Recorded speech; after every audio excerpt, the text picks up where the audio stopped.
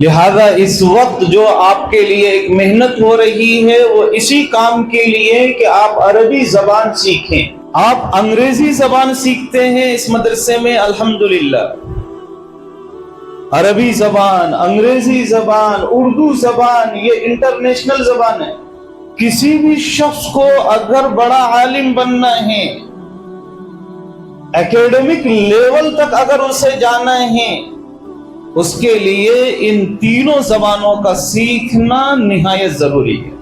اگر آپ ایک بڑے اسکالر بننا چاہتے ہیں، اگر آپ ایک بڑے تھنکر بننا چاہتے ہیں، بڑے مفکر بننا چاہتے ہیں، اگر آپ اسلام کی نمائندگی کرنا چاہتے ہیں ورلڈ لیول پر،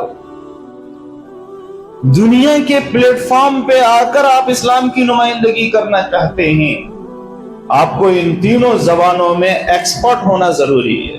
کوئی زبان کسی ناپاک قوم کی نہیں ہے، ساری زبانیں اللہ کی پیدا کی ہوئی ہیں۔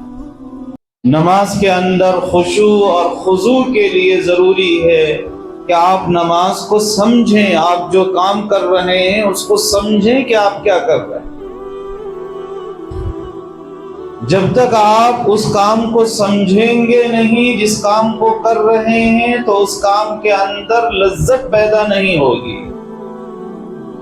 اس کام کے اندر جیسا جذبہ ہونا چاہیے آپ کا، آپ کی جیسی کیفیت ہونی چاہیے، آپ کی جیسی توجہ ہونی چاہیے، جیسا خشوع خضوع ہونا چاہیے، جیسی اخلاص کی کیفیت ہونی چاہیے، یہ چیزیں اس وقت تک نہیں پیدا ہو سکتی ہیں جب تک کہ آپ نماز کو نہ سمجھیں، اور نماز کو آپ اس وقت تک نہیں سمجھ سکتے جب تک کہ آپ عربی زبان کو نہ سمجھیں۔ اس سے آپ اندازہ لگا سکتے ہیں کہ عربی زبان کی کتنی اہمیت ہے ایک مسلمان کی زندگی کے لیے اور ایک کامیاب انسان کی زندگی کے لیے۔ قرآن کریم کتاب ہدایت ہے۔ قرآن کریم صرف مسلمانوں کی نہیں، پوری انسانیت کی کتاب ہے۔ پوری انسانیت کے سکسیس کے لیے، اس کی کامیابی کے لیے قرآن کریم کے اندر راستے بتائے گئے ہیں، تعلیمات دی گئی ہے، اس میں گائیڈنس ہے۔ انسانیت کو اور کسی بھی ملک، کسی بھی طبقے کے انسان کو اگر کامیاب ہونا ہے، حقیقی کامیابی حاصل کرنی ہے تو اسے قرآن کریم اسٹڈی کرنا ہوگا، اسے قرآن کریم پڑھنا ہوگا، قرآن کریم سمجھنا ہوگا، اور قرآن کریم کو سمجھنے کے لیے سب سے پہلے قرآن کی زبان کو سمجھنا ہوگا۔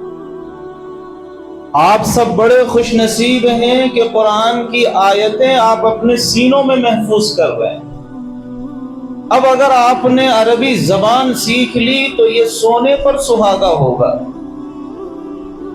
وہ زبان تو آپ کے سینے میں پہلے سے محفوظ ہے، اس زبان کو اگر آپ سمجھنے لگیں، اس زبان کو اگر آپ بولنے لگیں، اس کو اگر سننے لگیں، اس کو اگر لکھنے لگیں، اس زبان کے ماحول میں اگر آپ جینے لگیں تو پھر آپ دیکھیں گے کہ قرآن کریم پڑھنے کا، قرآن کریم کو سننے کا کیا مزہ ہوتا ہے۔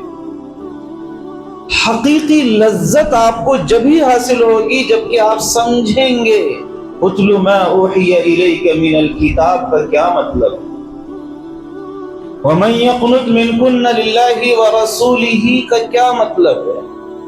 یا ایھا الذین آمنوا کہہ کر اللہ تبارک و تعالی آپ کو کیا پیغام دینا چاہتے ہیں۔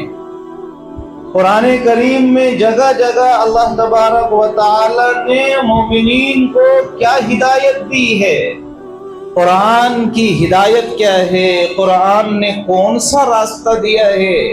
وہ جو کامیابی کا راستہ جو ہم کہتے اور سنتے ہیں وہ ہے راستہ کون سا؟